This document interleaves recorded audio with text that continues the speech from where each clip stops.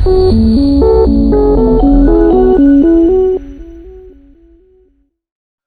बच्चों, आज हम आपके लिए लेकर आए हैं क्लास 10th का एक इम्पॉर्टेंट टॉपिक जो कि है न्यूट्रिशन। देखिए क्या है, अगर आप क्लास 10th में हैं या क्लास 9th से 10th में गए हैं तो आपको न्यूट्रिशन पढ़ना बहुत जरूरी है। यानी लाइफ प्रोसेस का ये पहला टॉपिक है और इस टॉपिक में आप जानेंगे न्यूट्रिशन के बारे में। देखिए क्या है, अगर बात की जाए हम खाना कैसे खाते हैं, अगर हम खाना खाते हैं तो कौन कौन सा ट्रैक मिलता है, कैसे कैसे फूड डाइजेस्ट होता है, ये तमाम बात। तो देखिए क्या है, न्यूट्रिशन दो प्रकार का है, एक ऑटोट्रॉपिक है और एक हेटेरोट्रॉपिक है। ऑटोट्रॉपिक वो जो प्रोड्यूसर का मतलब जो खाना बना रहे, हेटेरोट्रॉपिक वो जो कंज्यूमर हो यानी दूसरों पर आधारित हो। अब आ जाओ, ऑटोट्रॉपिक जो होते हैं यानी प्रोड्यूसर यानी खुद खाना बनाते हैं, तो वो करते हैं फोटोसिंथेसिस में प्लांट क्या करते हैं, प्लांट की जो लीफ होती है वो कार्बन डाइऑक्साइड वाटर से रिएक्ट होकर यानी कि सनलाइट को यूटिलाइज करके क्लोरोफिल के प्रेजेंस में फूड बना लेती है, ग्लूकोज बना लेती है।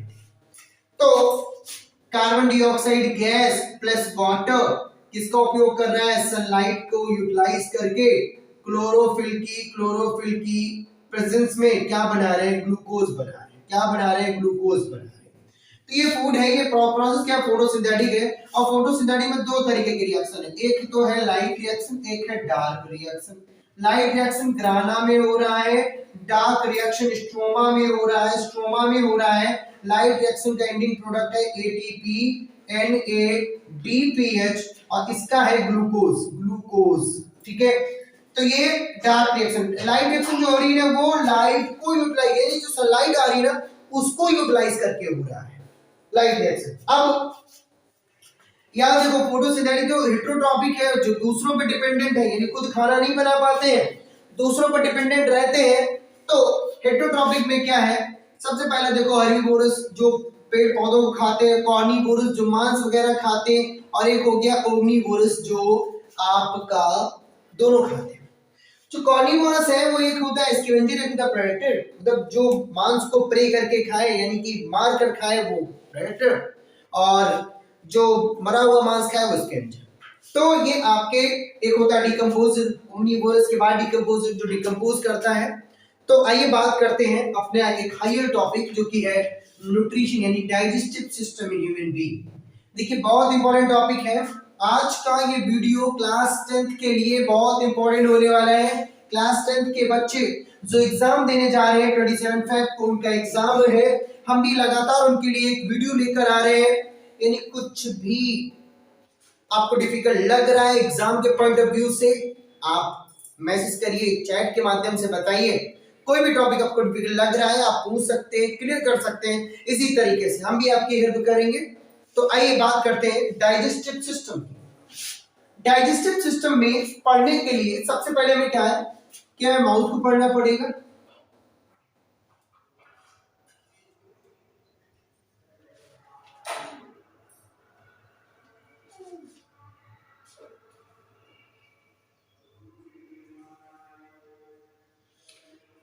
तो यहां पर क्या होगा,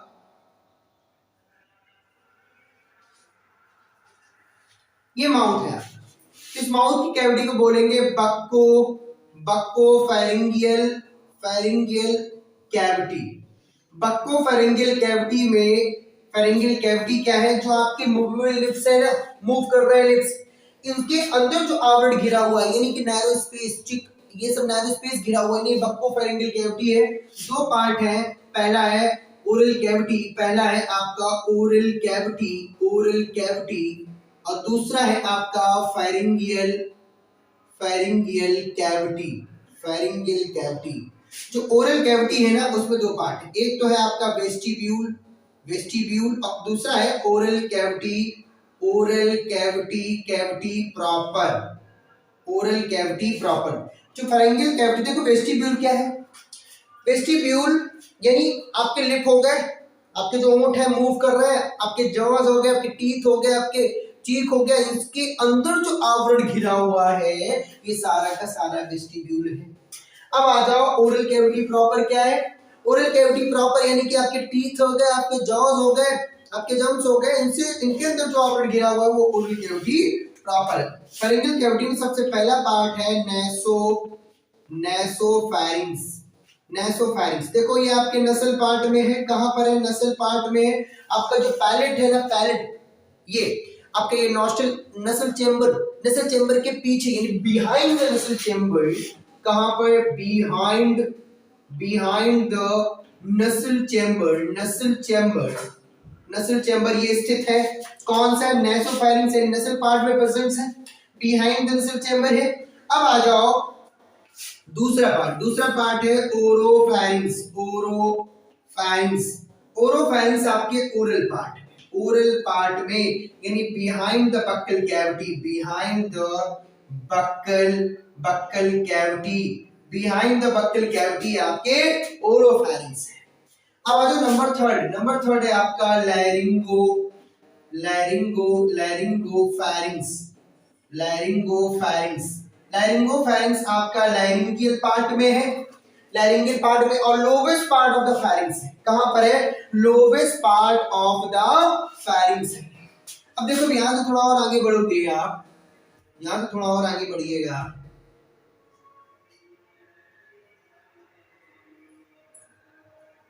इतना तो आपका फैरिंक्स हो गया। ये क्या हो गया? आपका फैरिंक्स हो गया। इसी में आपका पार्ट है कितना बेटा?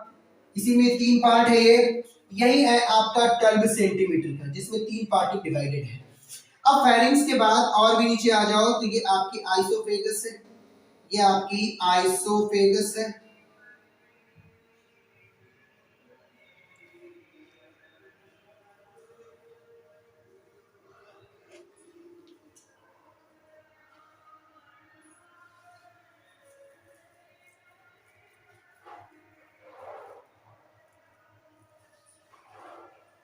उसके बाद में यहां से जुड़ा हुआ है आपका स्टोमच।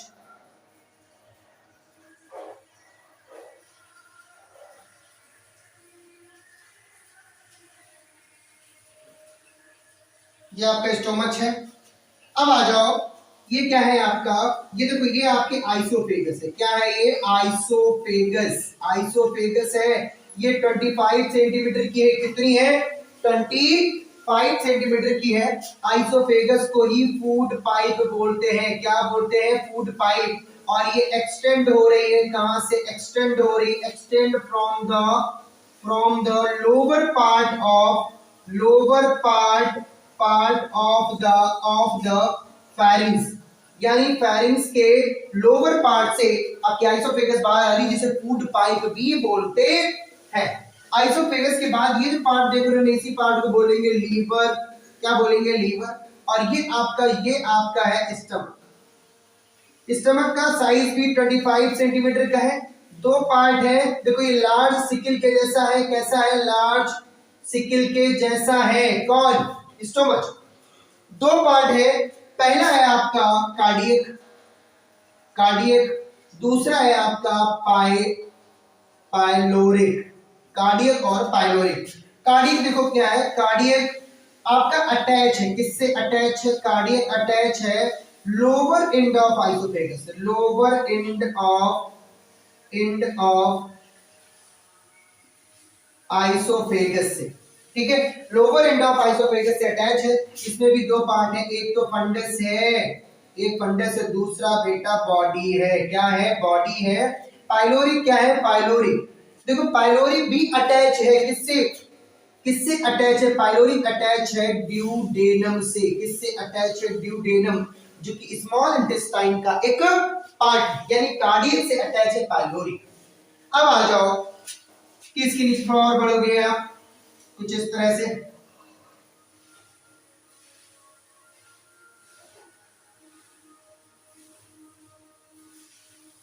तो यहां का जो भाग है आपका,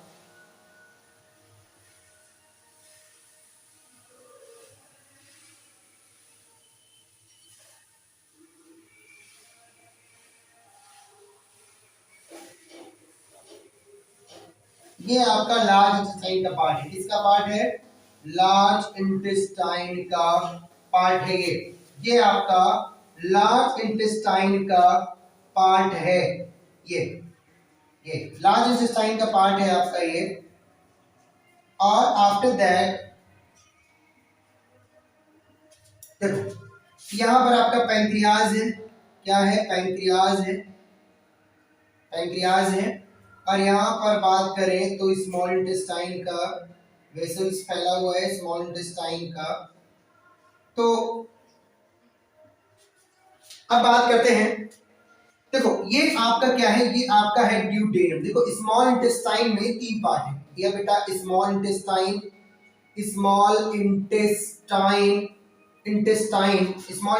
कितना 6.65 मीटर की है, 6.5 मीटर की स्मॉल इंटेस्टाइन है। कितने पार्ट हैं, तो 3 पार्ट है। सबसे पहला है ड्यूडेनम, सबसे पहला पार्ट है ड्यूडेनम जो कि 25 सेंटीमीटर का है और इसी में ओपन होता है, ड्यूडेनम में ही ओपन है, क्या, ड्यूडेनम में ही ओपन है आपका पैंक्रियाज। ये आपका क्या है, ये आपका पैंक्रियाज है, ये क्या है आपका पैंक्रियाज है, ये आपका पैंक्रियाज है। और ये आपकी ड्यूडेनम है, ड्यूडेनम 25 सेंटीमीटर की, ड्यूडेनम में ही ओपन होता है पैंक्रियाज और बाइल, ये बाइल डक्ट है आपका, ये ओपन होता है ड्यूडेनम स्मॉल इंटेस्टाइन का सबसे पहला पार्ट है जो कि 25 सेंटीमीटर का। ये बेटा सी सेप्ड है, कैसा है, सी सेप्ड है, सी सेप्ड। ये देखो ये लार्ज सिकल के जैसा था और ये आपका सी सेप्ड है। दूसरा पार्ट आपका यहाँ मान लो, यहाँ आपका है इलियम, क्या है, दूसरा पार्ट आपका इलियम है, क्या है आपका इलियम। इलियम का साइज 2 देखो इलियम जो है वो आपका, जो इलियम है वो क्या है, वो एक पैकेट के जैसा है, कैसे, एक पैकेट के जैसा है इलियम, एक स्मॉल पाउच है आपका इलियम। और इलियम क्या है, ओपन होता है किसमें, इलियम ओपन होता है आपका इसमें। और ये अराउंड 2.35 के आसपास, 2.30 के आसपास का है ये इलियम। अब आ जाओ कि इलियम जो कि 2.30 के आसपास का है, ठीक है। अब अगला पार्ट है आपका जेजुनम, क्या है आपका जेजुनम 3.45 मीटर का है, 3.45 मीटर का है जेजुनम।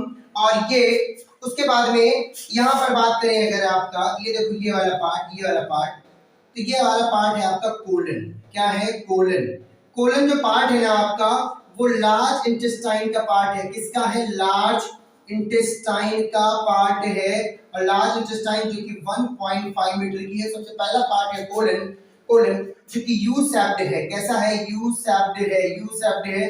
दूसरा पार्ट है ये यहां पर बात करें तो दूसरा पार्ट है सीकम, ठीक है, दूसरा पार्ट है सीकम में ही इलियम ओपन होता है। और नंबर 3 जो पार्ट है वो आप आ जाओ, ये पार्ट है रेक्टम ही ओपन होता है एनस में। तो ये जो ब्रीफ जो एक्सप्लेनेशन है सिर्फ आपके लिए है, लगातार बने रहिए, हम आपके लिए एक डेली वीडियो लेकर आ रहे हैं। तो ये जो डिटेल है ये सिर्फ आपके लिए है, आप अपने एग्जाम के पॉइंट ऑफ व्यू से अगर ये क्वेश्चन आता है, अगर आप एक बार वॉच कर लेते हो तो आप आसानी से उसे लिख दोगे। लगातार हम आपके लिए एक नई वीडियो लेकर आ रहे हैं, डेली हम आपके लिए अपलोड कर रहे हैं। अगर आपको कोई भी टॉपिक डिफिकल्ट लग रहा है तो आप शेयर करिए, बताइए। अगर वीडियो अच्छा लगे लाइक करिए, लोगों के पास पहुंचाइए ताकि उनको भी नॉलेज आए। लगातार बने रहिए। और ये जो डिटेल है ये कंप्लीटली है, इससे ज्यादा कहीं पढ़ना नहीं पड़ेगा आपको, एक कंप्लीट स्टडी है आपके साथ। लगातार बने रहिए।